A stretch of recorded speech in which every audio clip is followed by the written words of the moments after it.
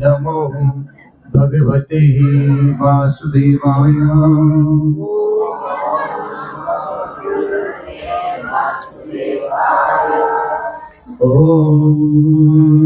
नमो भगवते वासुदेवाय।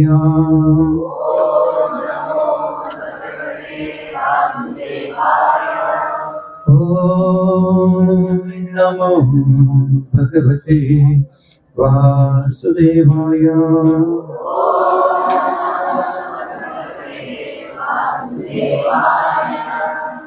कितना समय मेरे पास है? कितना समय? 7:30 हो गए।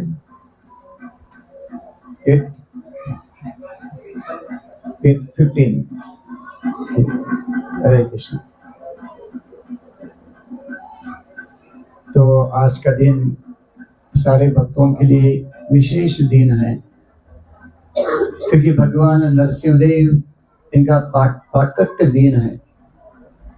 नरसिंहदेव जो है, जो सारे विघ्नों का दूर करते हैं,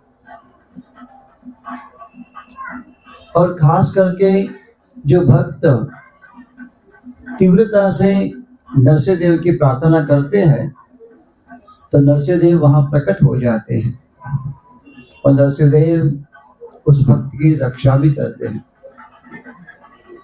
एक विशेष रूप धारण किया था भगवान ने, नरसिंह रूप, सिर्फ एक भक्त की रक्षा करने के लिए।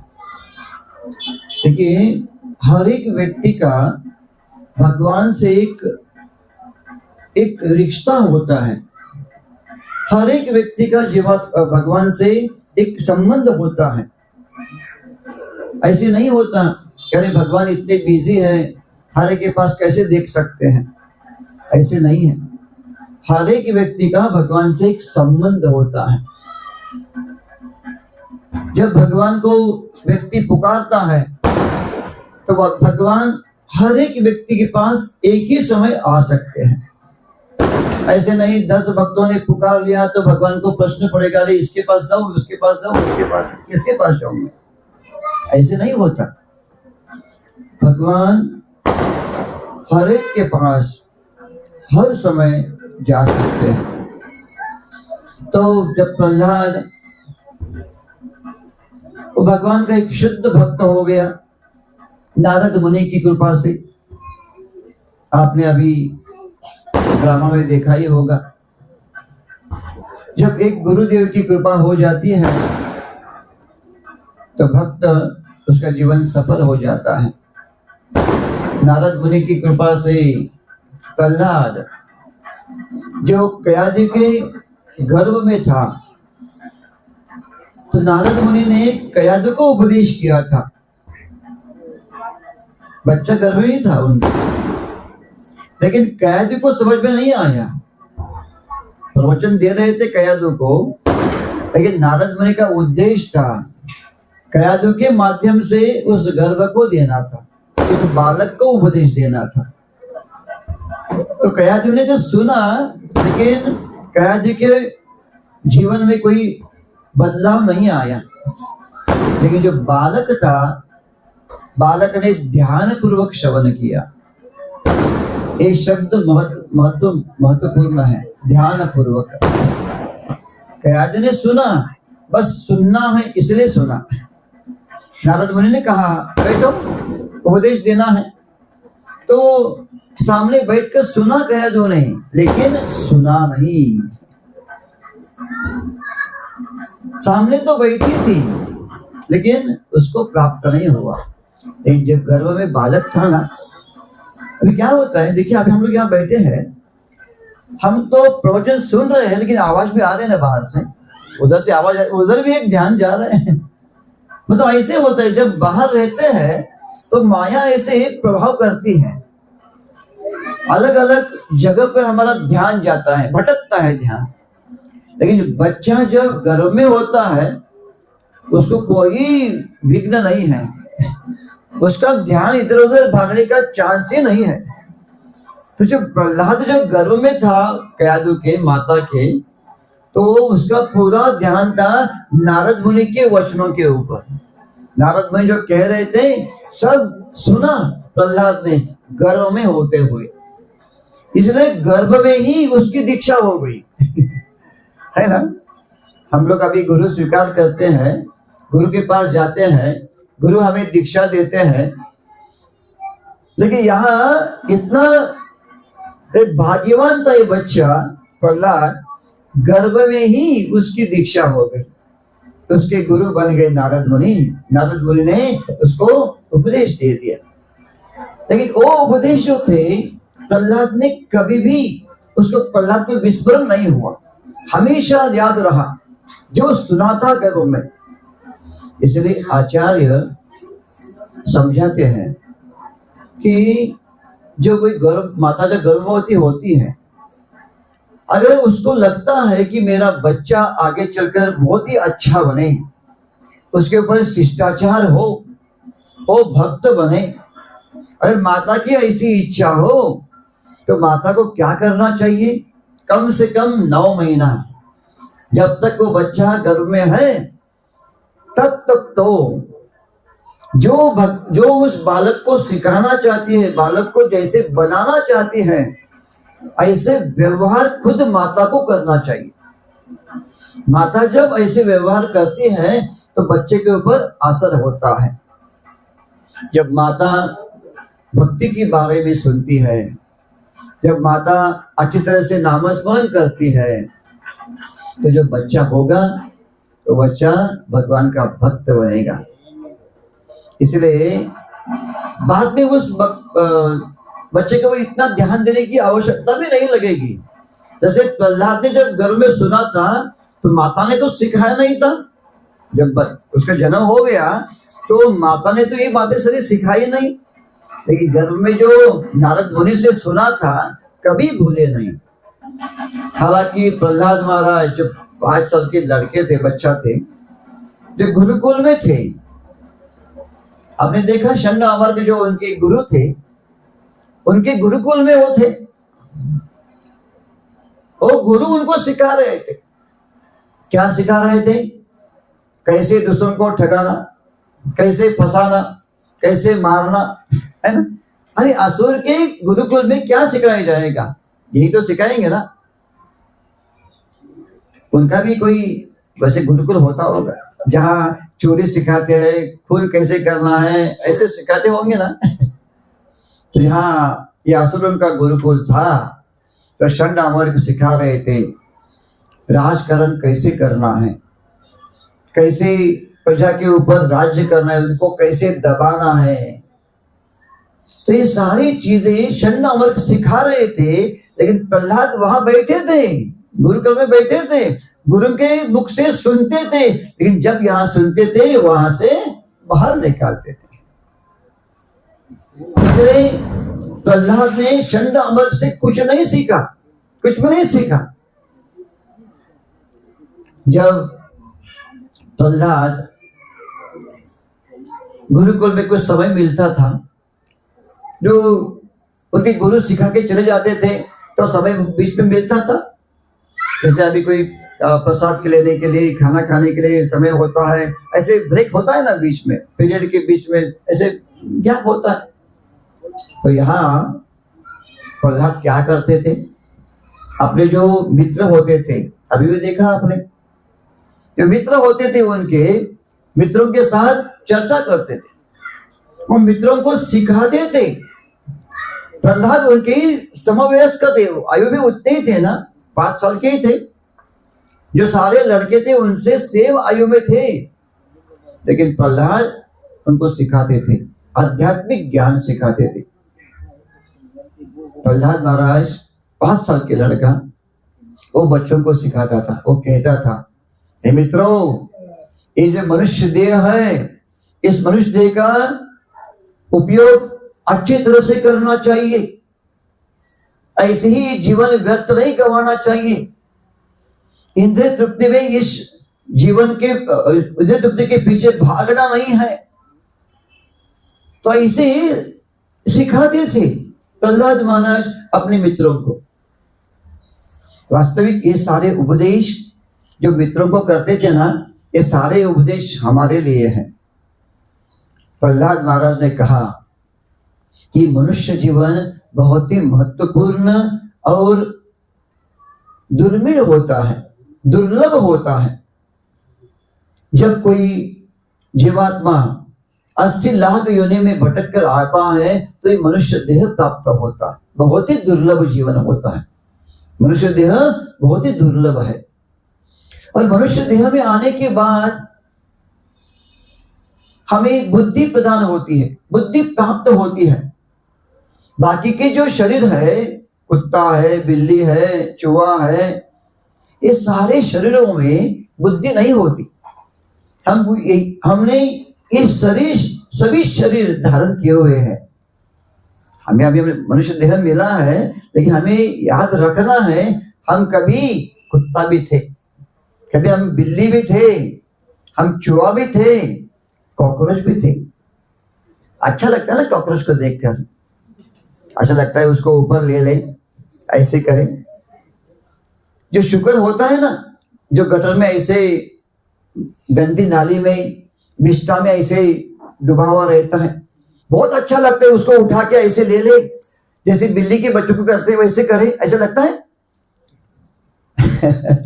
लेकिन हम भी उस स्थिति में थे, उस शरीर में हम भी थे। उस शरीर में जो जीवात्मा होता है, शुक्र का शरीर है, सब कुछ भूल चुका है। उसके सामने विष्ठा आती है तो उसको लगता है मिठाई आ गई तो विष्ठा को खाता है, वो स्वादिष्ट उसको लगता है विष्ठा। जो मनुष्य होता है, मनुष्य जब देखता है अरे क्या क्या जिंदगी है ये, जो जीवन कैसे है, हमें बहुत ही तिरस्कार होता है उस शुक्र को देखकर। लेकिन हमें याद करना चाहिए, अरे हम भी थे, इस शरीर में हम भी थे, हमने भी ऐसे ही किया है। अगर फिर से भक्ति नहीं करेंगे, अगर हम यहां से मुक्त नहीं होंगे, फिर से शुक्र बनेंगे, फिर से ऐसे विष्ठा खाएंगे, अच्छा लगेगा। इसीलिए बुद्धि मानी यही है, इसलिए बुद्धि प्राप्त हुई है कि क्या गलत है क्या सही है। कुत्ता, बिल्ली, शुक्र ये समझ नहीं पाएगा क्या सही है क्या गलत है। अरे कुत्ता क्या करता है, वो कुत्ता उल्टी करता है, उल्टी करता है और वही उल्टी चाटता है, वही खाता है। सुनने के लिए कितना कितना अच्छा लगता है, क्या किरस आता है ना जब सुनते हैं। लेकिन भक्ति नहीं करेंगे, हम भी वही करेंगे, हमें भी वो शरीर प्राप्त होगा, हम भी वैसे ही करने वाले हैं। इसलिए प्रहलाद महाराज सिखाते हैं, अरे ये शरीर बहुत ही दुर्लभ है, इस दुर्लभ शरीर का उपयोग करो। हमें ये, हम भाग्यवान जीव है कि हमें ये मनुष्य देह प्राप्त हुआ है। और मनुष्य देह में आने के बाद कुत्ते बिल्ली से भी ज्यादा सुख सुविधा प्राप्त हुई है। कुत्ता बिल्ली जो खाते हैं, कुछ भी खाते हैं, लेकिन हम खाते हैं अच्छा पका के, अच्छा मसाला डाल के हम खाते हैं ना जीवा के लिए। हम जब सोते हैं तो अच्छी गद्दी पे सोते हैं, कुत्ता बिल्ली कहीं पर भी सोती है ना। मतलब हम लोग देख सकते हैं कि क्या गलत है, क्या अच्छा है, क्या बुरा है, क्योंकि हमें बुद्धि है, इसलिए हमारे पास सुख सुविधाएं हैं। कोई फैक्ट्री होती है ना, एक फैक्ट्री में मैनेजर होता है, मैनेजर को गाड़ी होती है, बंगला होता है, उसकी तनख्वाह बाकी के वर्करों से ज्यादा उसकी तनख्वाह होती है ना। क्यों? क्योंकि उस मैनेजर की जिम्मेवारी ज्यादा होती है।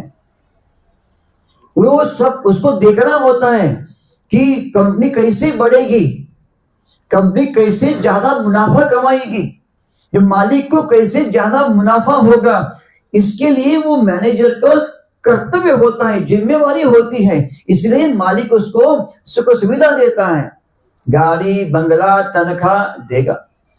समझ लीजिए, अगर वो मालिक और मैनेजर क्या करेगा, गाड़ी का उपयोग पिकनिक जाने के लिए, बीवी बच्चे के साथ घूमने के लिए करेगा और कंपनी को ध्यान ही नहीं देगा, तो क्या करेगा मालिक? एक्शन लेगा ना, उसको निकाल देगा, नौकरी से निकाल देगा। क्यों? गाड़ी दी है कंपनी के काम के लिए, बंगला दिया है क्योंकि कंपनी का काम अच्छा हो, तनख्वाह ज्यादा दी है इसलिए कि ज्यादा मुनाफा करे। ऐसी योजनाएं करनी चाहिए कि कंपनी बढ़े, इसके लिए तनख्वाह दी है, गाड़ी दी है, बंगला दिया है, सुख सुविधा दी है। जब वो ऐसे करता है, जब अपनी जिम्मेवारी ठीक तरह से करता है, वही गाड़ी का उपयोग कर सकता है अपने लिए, भी बच्चों के साथ घूम सकता है। लेकिन कब? जब वो अपनी जिम्मेवारी पूरी तरह से निभाएगा, है ना? जब अच्छी तरह से मुनाफा करेगा, कंपनी अच्छा चलाएगा, तो वही गाड़ी उपयोग करेगा, उसी बंगले में अच्छी तरह से रहेगा, तनख्वाह और बढ़ेगी। जब वो अच्छी तरह से अपनी जिम्मेवारी का पालन करेगा। ऐसे ही ये मनुष्य देह बाकी के देहों से अलग है। मनुष्य देह में बाकी सारी सुख सुविधा प्राप्त हुई है। क्यों? क्योंकि हमारी जिम्मेवारी ज्यादा है, कुत्ते बिल्लियों के शरीर से ज्यादा है ना? कुत्ते बिल्लियों के शरीर में जो सुख सुविधा नहीं है, हमारे पास सुख सुविधा है क्योंकि हमारी जिम्मेवारी है हम सोचे कि हम कैसे भगवत धाम जा सकते हैं, कैसे हम इस बद्ध जीवन से मुक्त हो सकते हैं, कैसे हमें भगवान की प्राप्ति हो सकती है, हमेशा के लिए सुख कैसे प्राप्त हो सकता है, कैसे हम इस भौतिक जगत में फिर से कैसे आ नहीं सकते। ये सब विचार करने के लिए हमारे पास बुद्धि प्रदान की है, और उस बुद्धि का उपयोग करके जब हम हमारी जिम्मेवारी यानी भगवान की भक्ति करते हैं, नामस्मरण करते हैं, तो भगवान कहते हैं ये मेरा अच्छा भक्त है, अच्छा व्यक्ति है, प्रामाणिक व्यक्ति है, उसको सुख सुविधा प्रदान करते हैं। हम गाड़ी का उपयोग कर सकते हैं। जब हम भगवान की सेवा करते हैं, वही गाड़ी का उपयोग हमारे लिए भी कर सकते हैं। जिस घर में हम रहते हैं वो घर हम उपयोग कर सकते हैं जब हम सोचते हैं कि हम भगवान के भक्त हैं। ये सारी सुख सुविधा भगवान ने हमें प्रदान की है भगवान की सेवा करने के लिए। जब हम ऐसे सोचते हैं तब हम भगवत धाम चले जा सकते हैं। एक बार ऐसे एक राजा था, एक राज्य था, राज्य, उस राज्य में एक प्रथा हुआ करती थी। वहां का राजा जो था वो राजा 1 साल के लिए राजा हुआ करता था। 1 साल उसको सारी सुख सुविधा मिलती थी, राजा के अधिकार प्राप्त होते थे, जो चाहे वो कर सकता था, धन उसका, राज्य उसका, सारे अधिकार उसके, सारे कामगार उसके, क्या चाहिए करो, क्या खाना है खा सकता है, सब कुछ कर सकता है क्योंकि राजा है। 1 साल के। लेकिन 1 साल के बाद उस राजा को क्या करते थे, ऐसी जगह फेंकते थे वहां रेगिस्तान, वहां पानी नहीं, वृक्ष नहीं, कुछ नहीं, ऐसे रेगिस्तान में फेंकते थे। 1 साल के बाद, 1 साल जब जो चाहिए करो, 1 साल के बाद ऐसे ही एक राजा का कार्यकाल समाप्त हो गया, उसको फेंक दिया रेगिस्तान में, मर गया बेचारा। तो दूसरा राजा बनाना था। अभी कौन बनेगा राजा, क्योंकि पता है 1 साल के बाद जाएंगे ना रेगिस्तान में तो कोई नहीं बना। तो सबने सोचा कि अभी जो व्यक्ति पहले आएगा ना राज्य में उसको राजा बनाना है। तो सारे लोग राज्य के सीमा के पास खड़े रहे, हाथी भी था, सारे मंत्री थे, बैंड बाजा था, सब लोग खड़े थे, कौन आएगा, हार लेके खड़े थे, बड़ा हार था। तो एक व्यक्ति आ गया, जैसे आया बैंड बजने लगा, उसको हार डाला, उसको हाथी पे बिठाया, बहुत खुश हो गया व्यक्ति वो बहुत खुश हो गया, सोचने लगा ये कितना अच्छा राज्य है, जो पहले मेहमान आता है उसकी अच्छी तरह से यहाँ स्वागत किया जाता है, बहुत खुश हो गए। तो प्रधानमंत्री ने कहा आज से 1 साल, आप 1 साल के लिए हमारे राजा हो। खुश हो गया, मैं राजा बन गया। कहा कि आज से तुम 1 साल के लिए राजा हो, जो चाहे कर सकते हो, सारे अधिकार तुम्हारे, धन तुम्हारा, सब कुछ तुम्हारा, 1 साल के लिए। 1 साल के बाद तुम्हें फेंकेंगे ये जगह, वो जगह दिखाई, रेगिस्तान था। उसने देखा जो पहले के राजा थे उनके अस्थि पिंजर वहां पड़े हुए थे, सब मरे हुए थे ना, उनके अस्थि पिंजर वहां पड़े हुए थे। जिसने देखा अरे बाप रे, 1 साल के बाद मैं भी ऐसे ही बनने वाला हूं। लेकिन व्यक्ति बुद्धिमान था, बुद्धिमान था। उसके पास राजा के अधिकार थे, धन था, सब कुछ कर सकता था। उसने क्या किया, 1 साल उसने कोई मौज मजा नहीं की, तपस्या की। तपस्या कैसी तपस्या, रात दिन सोया नहीं हो, अच्छा अच्छा खाने के लिए ध्यान नहीं दिया। क्या किया, जो कामगार थे, कामगारों को लगाया, जिस स्थान पे उसको फेंकने वाले थे उस रेगिस्तान में कुएं खोदे, उस रेगिस्तान में कुएं खोदे, वहां मोटे मोटे महाल बांध दिए, वहां वृक्ष लगा दिया। तो 1 साल भर उसने मौज मजा नहीं की, कष्ट करते रहा, क्योंकि सारे अधिकार उसके थे ना। सब कुछ उपयोग करके उसने वहां सुंदर सी नगरी बनाई, अच्छा अच्छे महल बनाए, पानी की व्यवस्था की, वृक्ष लगाए। ऐसे 1 साल खत्म हो गया, कोई मौज मजा नहीं की, 1 साल चला गया। प्रधानमंत्री आए, चलो कार्यकाल समाप्त हो गया। एक खुशी से जाने के लिए तैयार हो गया, आनंद से हंसते हुए जा रहा था। बाकी के राजा रोते हुए गए थे, लेकिन ये हंसते हुए गया। क्यों, तैयारी की थी ना, तैयारी की थी ना, इसलिए हंसते हंसते चला गया।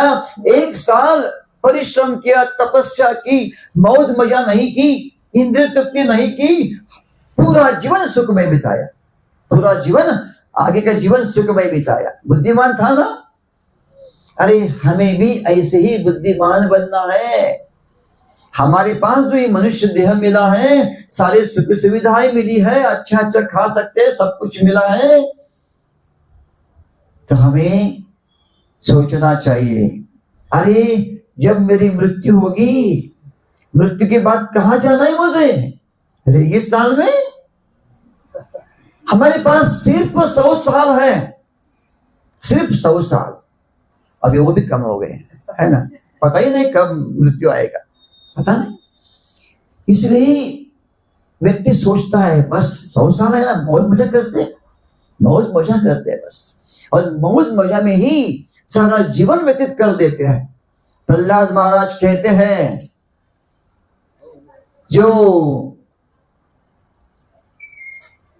पूरा दिन होता है, आधी रात होती है, 12 घंटे की रात, 12 घंटे का दिन होता है।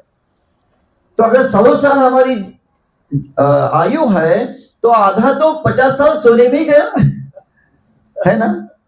तो कहते हैं 10 साल जो है, पहले के 10 साल कुमार अवस्था में, बाल अवस्था में चले गए, बाकी के 10 साल जो है कुमार अवस्था में खेलने कूदने में चले गए। अंत के जो वृद्धापकाल में जो 20 साल होते हैं, वो ऐसे ही कष्ट में, अरे ये दर्द हो रहा है, वो दर्द हो रहा है, ये बीमारी हो गई, वो बीमारी हो गई, ऐसे करने में ही 20 साल चले गए। रहे कितने, तो ऐसे ही जीवन जा रहा है, प्रहलाद महाराज कहते हैं। तो हमारा जीवन ऐसे ही व्यतीत करने के लिए नहीं है, तो हमें तपस्या करनी है। हमारे पास 100 साल है ना, ठीक है, 100 साल नहीं है, कितने साल है उतने मौज मजा में नहीं गंवाना है। क्या करना चाहिए, भगवान की भक्ति करके हमेशा के लिए सुख कैसे प्राप्त होगा।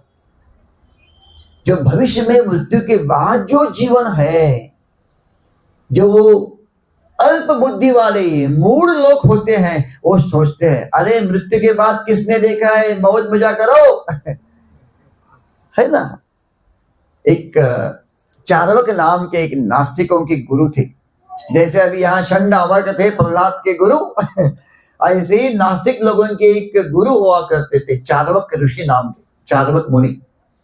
तो ये चार्वक मुनि क्या करते थे, क्या कहते थे, मृत्यु के बाद का जीवन किसने देखा है, तो कहते थे ऋण ले लो, लोन ले लो, लेकिन घी में खाओ।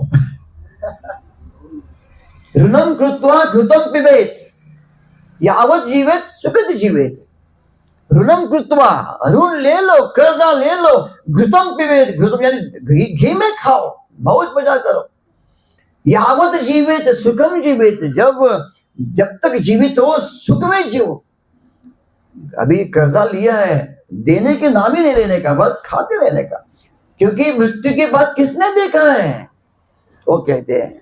इसलिए जो नास्तिक होते हैं ना, वो सोचते क्या कौन देखा है मृत्यु के बाद, बहुत मजा करो, क्या करते हो करो। नहीं, पहले आचार्य समझाते हैं, एक ऑस्ट्रिच नाम का पक्षी है, जैसे शाहमृग होता है वैसे ही उसकी गर्दन लंबी होती है, ऑस्ट्रिच। तो पक्षी ऐसे समुद्र के किनारे रहता है तो व्यक्ति, वो पक्षी क्या करता है, पक्षी देखता है दूर से कोई जानवर खाने के लिए आ रहा है, तो डर कर क्या करता है, भागता नहीं, अपना जो गर्दन है ना वो रेत में डाल देता है, शरीर बाहर उसका शरीर बाहर, वो अपनी गर्दन जो है रेती में डाल देता है। वो सोचता है क्या, मैं उसको देख रहा हूं इसलिए वो मुझे देखेगा नहीं। लेकिन जानवर, शरीर तो बाहर है ना, जानवर आके उसको खा जाता है।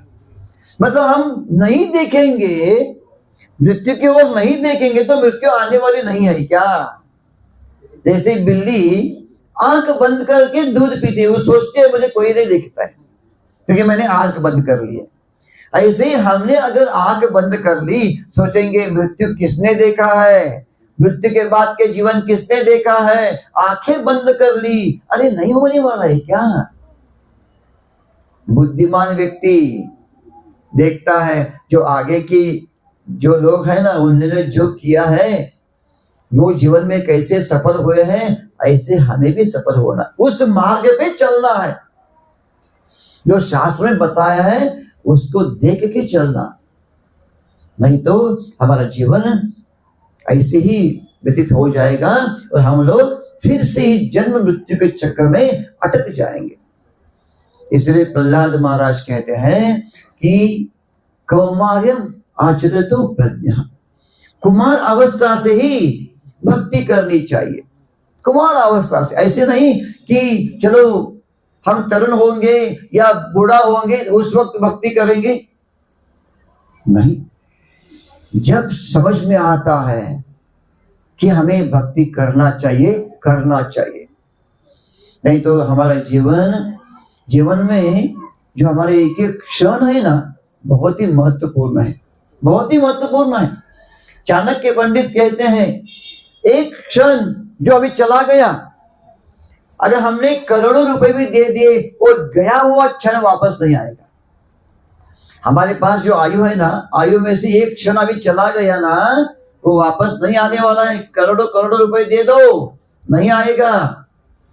इतना महत्वपूर्ण वो क्षण है। लेकिन हम लोग क्या करते हैं, चलो टाइम पास कर लेते हैं, टाइम पास। बहुत सारे लोग हैं ना, जाके कहा इकट्ठा होता है, वहां जाके बैठ के गप्पा टप्पा ऐसे कर लेते हैं। वो बोलते हैं टाइम पास कर रहे, टाइम पास। अरे टाइम पास करने के लिए टाइम है हमारे पास? नहीं, ये टाइम पास करने के लिए नहीं है। एक बार एक मच्छी पकड़ने वाला एक व्यक्ति था, मच्छीमार।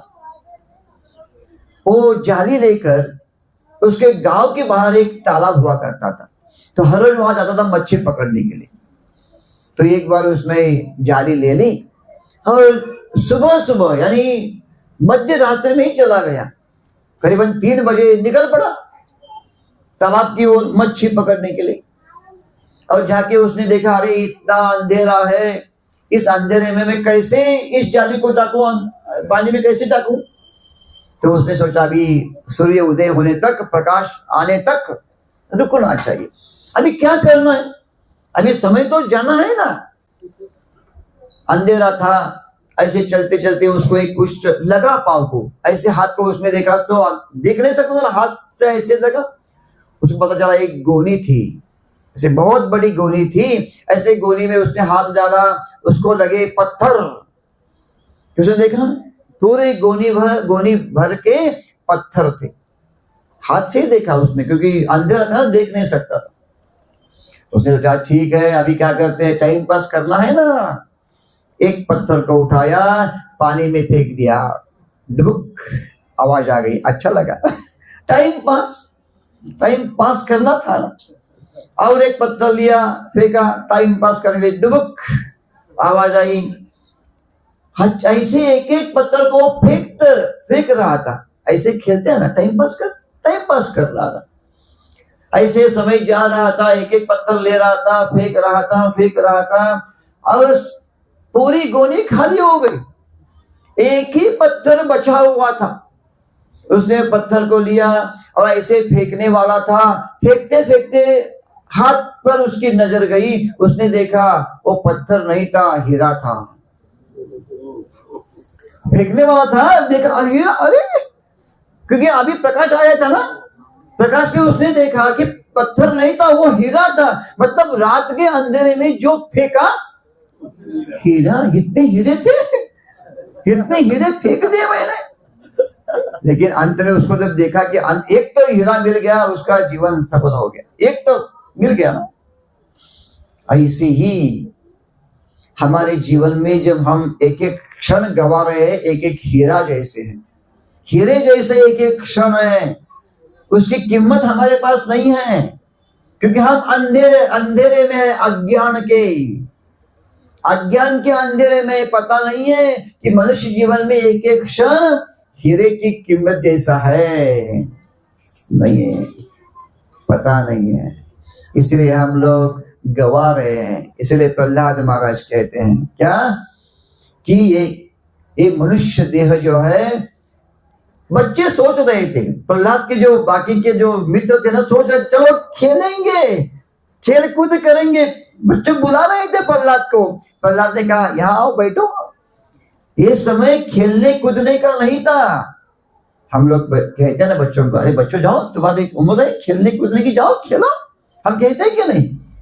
तो प्रहलाद महाराज वो बच्चों को कह रहे थे, मित्रों को कह रहे थे, ये उम्र खेलने कूदने की नहीं है। और हम लोग सोचते हैं अभी बुढ़ापा आएगा, उस समय भक्ति करेंगे। प्रहलाद महाराज कह रहे थे नहीं, ये खेलने कूदने की तुम्हें उम्र नहीं है, ये समय नहीं है, भक्ति करो। और हम सोचते हैं अभी हम लोग तरुण हैं, जवान हैं, मौज मजा करेंगे, लगता है ना ज्ञान को।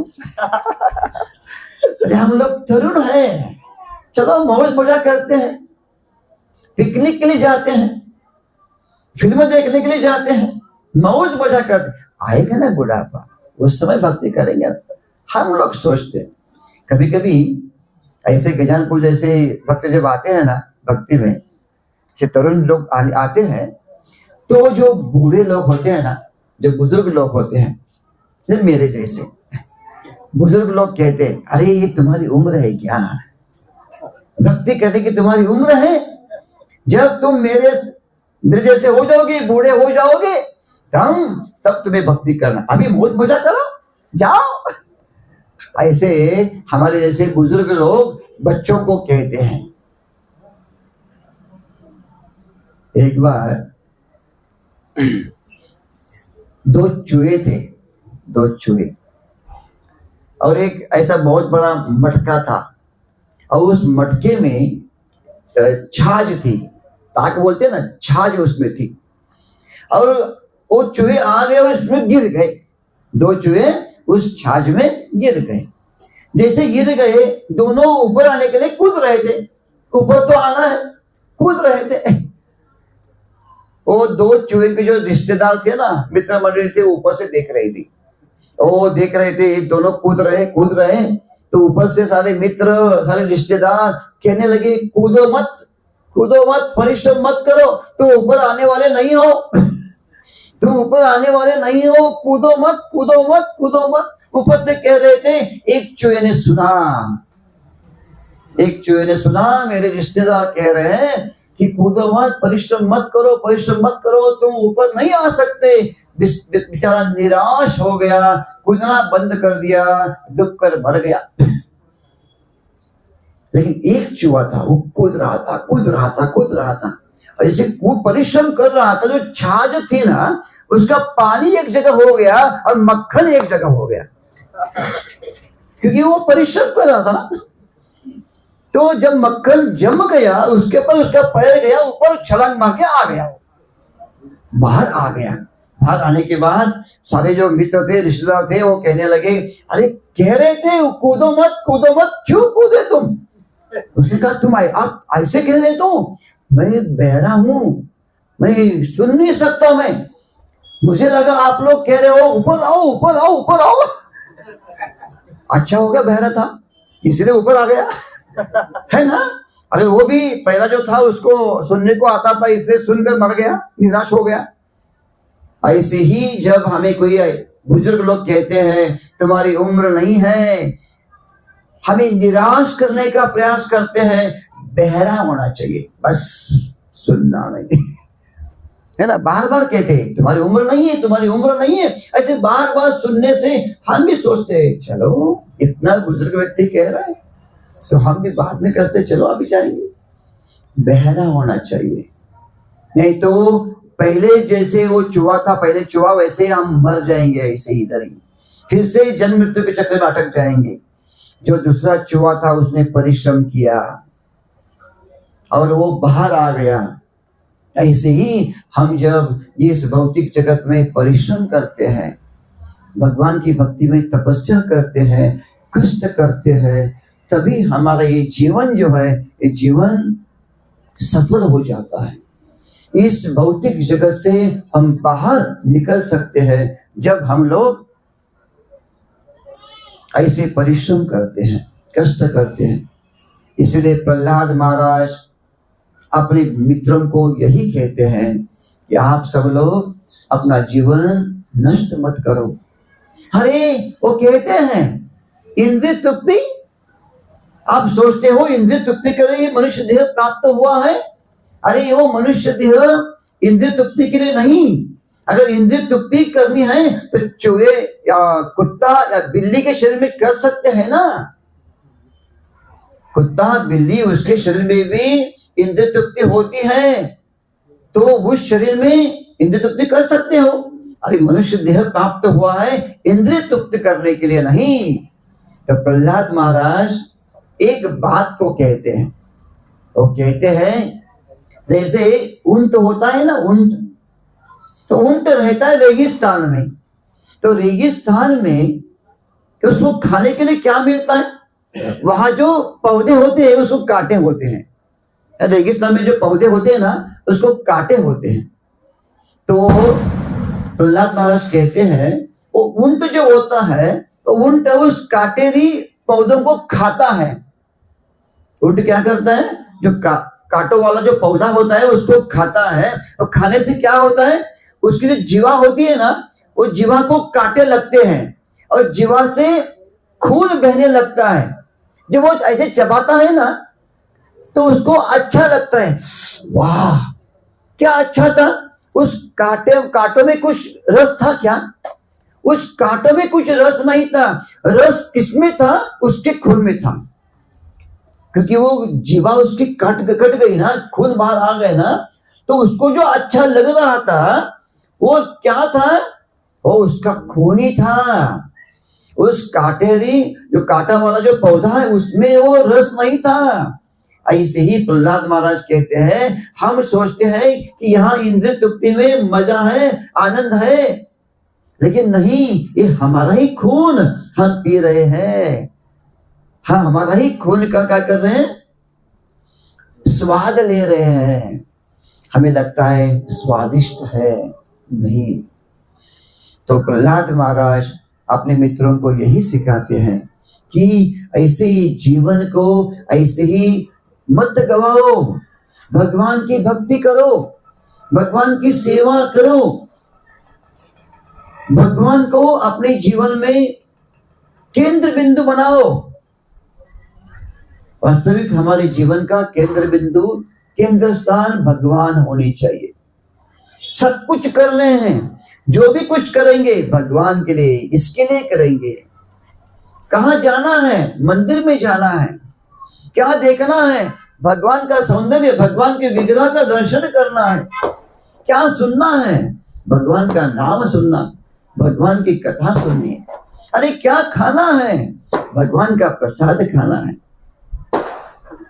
ऐसे जब हम जो कुछ भी करेंगे भगवान को जोड़ेंगे, जीवन सफल हो जाएगा। पिछले समय मैंने एक आपको कथा बताई थी। यहाँ अगर कोई नया हो तो उसके लिए फिर से वो कथा दोहराऊंगा मैं। जो लोगों ने सुना है उनको याद आ जाएगा। एक बार एक किसान था और किसान बहुत अमीर था।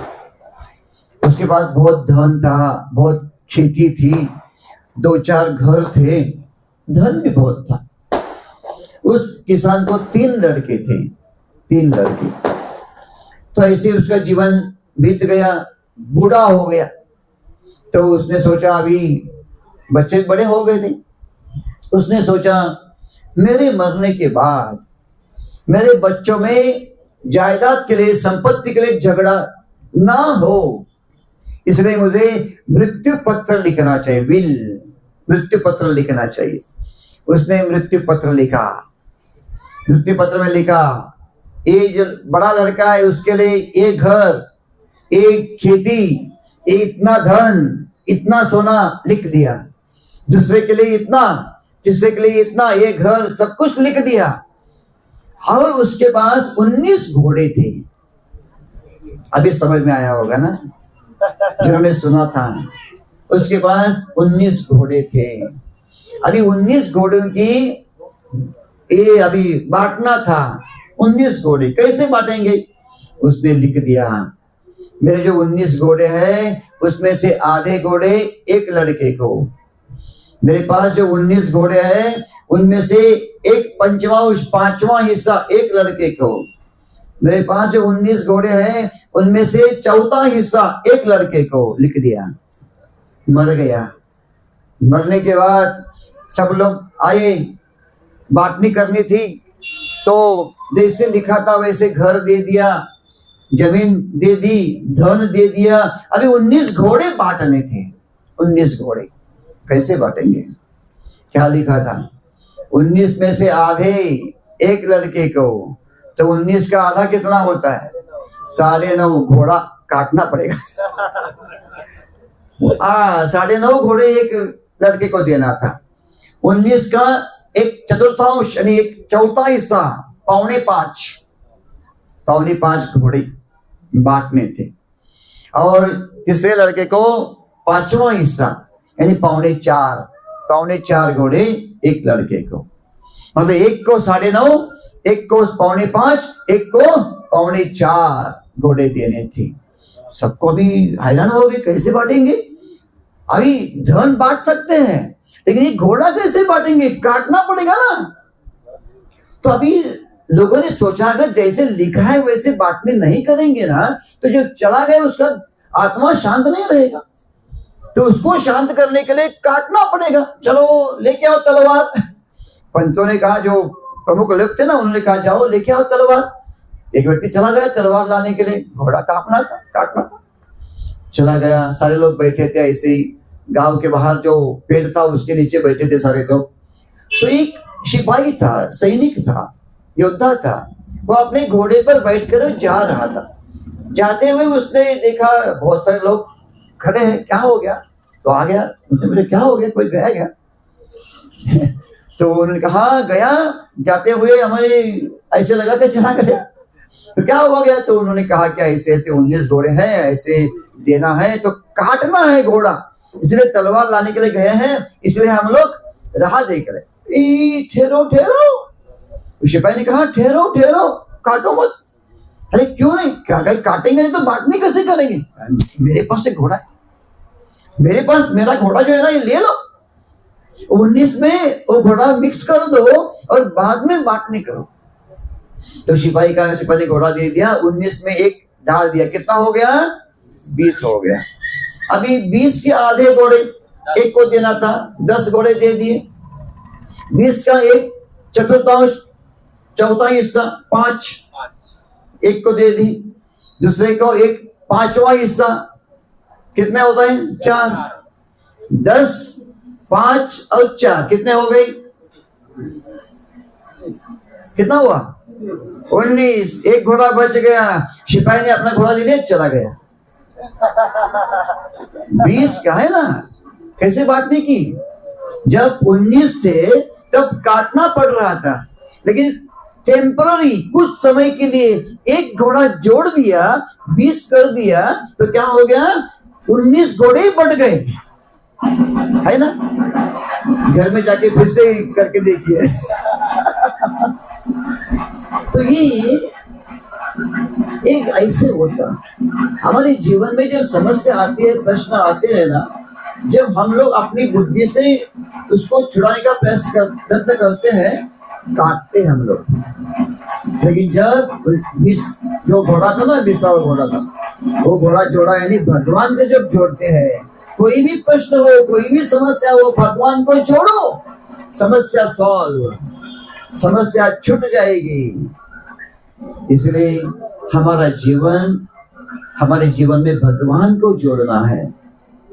जो कुछ करना है भगवान के लिए करना है।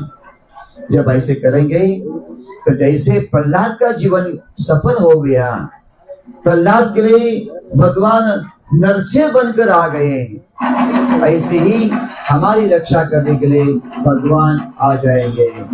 हम भी इस बद्ध जीवन से मुक्त हो जाएंगे और हम लोग भगवत धाम चले जाएंगे। तो ये सिखाने के लिए ऐसे उत्सव होते हैं। प्रहलाद महाराज की कथा इसलिए सुनना है जिससे कि प्रहलाद से हमें कुछ प्राप्त हो सके। कैसे प्रहलाद ने भक्ति की, तो हम क्यों नहीं कर सकते? प्रहलाद ने 5 साल की उम्र में अगर तपस्या की, उसने भगवान को प्राप्त कर लिया, हम क्यों नहीं कर सकते? ऐसे हमें प्रेरणा मिलने के लिए ऐसी कथा सुननी होती है और ऐसे उत्सव मनाने होते हैं। जब भगवान नरसिंह बनकर प्रकट हो गए प्रहलाद के सामने, हिरण्यकशिपु को मार दिया था, आपने देखा, हिरण्यकशिपु को मार दिया भगवान नरसिंह देव ने, और प्रहलाद को पूछा, प्रहलाद क्या चाहिए तुम्हें, क्या चाहिए मांगो। अगर प्रहलाद की जगह हम होते थे तो हमें भगवान पूछते थे क्या चाहिए मांगो, ठहरिए भगवान ठहरिए, इतनी लिस्ट आती थी और इतनी लिस्ट में भी और है और बचा है, ये तो पहले दीजिए। हमारी फरमाइशें कभी कम नहीं होती, अंत तक, मृत्यु तक हमारी फरमाइश चालू ही रहती है, कभी समाप्त नहीं होती। हमारी आशा कभी समाप्त नहीं होती। लेकिन प्रहलाद को पूछा, इसलिए भगवान हमको नहीं पूछते, हमें नहीं पूछेंगे भगवान क्या चाहिए तुम्हें, भगवान पता है क्या मांगेगा। इसलिए भगवान हमें नहीं पूछते, प्रहलाद को पूछा। प्रहलाद ने कहा भगवान कुछ नहीं चाहिए, कुछ नहीं चाहिए। भगवान कह रहे थे मांगो मांगो, मैं तुम्हें देने के लिए तैयार हूँ, मांगो। आग्रह कर रहे थे भगवान प्रहलाद को। तो प्रहलाद ने मांगा, क्या मांगा?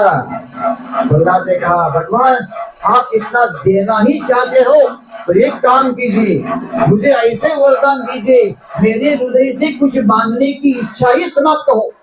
क्या मांगा? मांगने की इच्छा समाप्त हो, ऐसे मांगा। हम लोग मांगेंगे ये चाहिए वो चाहिए, दिल मांगे मोर। ये हमारा दिल जो है बहुत कुछ मांगता है, ये चाहिए वो चाहिए वो चाहिए, कभी भी समाप्त नहीं होता।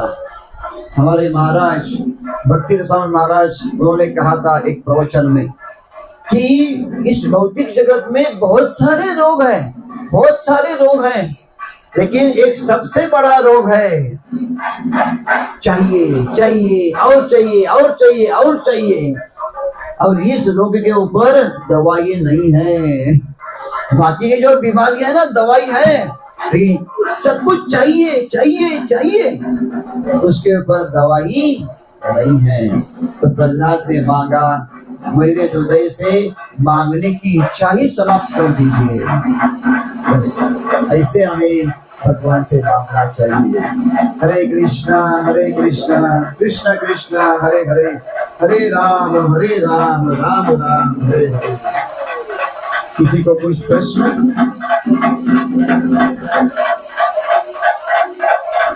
प्रश्न